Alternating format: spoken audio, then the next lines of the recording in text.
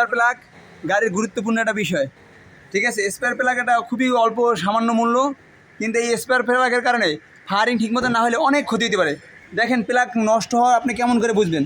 দেখেন এই প্লাগটার এই গোড়াটা যদি আপনি দেখেন ডিসকালার হয়েছে, মাথায় এরকম অনেক গ্যাপ হয়ে গেছে, ঠিক আছে। এটা যদি এটা নেগেটিভ, এটা পজিটিভ, ভিতরে এটা পজিটিভ। যদি লাইনটা যদি এই জায়গায় কার্বন জমে তাহলে আপনার লাইনটা পাইতে সমস্যা হবে।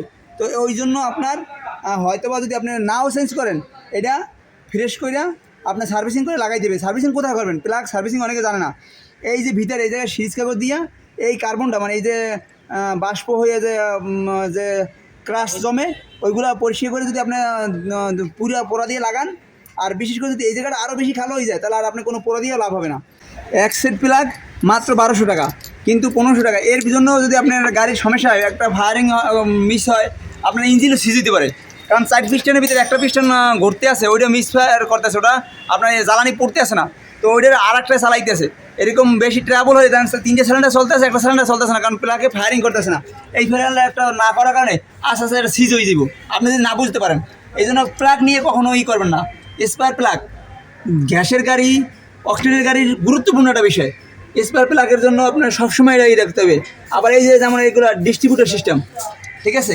অন্যান্য গাড়ি যেমন কয়েল সিস্টেম, এটা কিন্তু কয়েল না, ইগনিশিয়ান কয়েল না। এইসব গাড়ির জন্য আর রিক্সি হয়ে যায়, প্লাগ বছরে একবার লাগেই। আপনার আপডেট গাড়িগুলোর বিষয় আলাদা।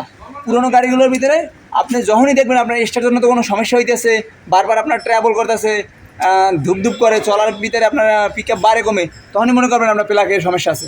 প্লাগের সমস্যা থেকে এগুলো বেশি হয়, ঠিক আছে।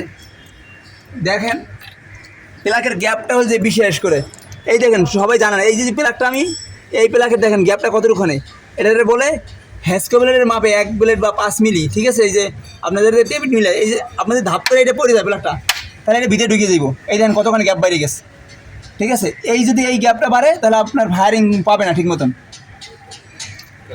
এই জিনিসটা হচ্ছে আপনার প্লাগ লাগানোর সময় গুরুত্বপূর্ণ বিষয়। প্লাগ মানুষের ধাপ করে এরকম ছাড়ে দেয়, ছাড়ে দিলে ওই গ্যাপটা বাইরে যায়। এটা এরকম ধরে প্লাগ এভাবে রাখিয়ে দেবে, এক আঙ্গুলের মাধ্যমে নিতে দেবে, কারণ ওই প্লাগটা যদি ধাপ করে ছাড়ে দেন তাহলে গ্যাপটা বাইরে যাবে।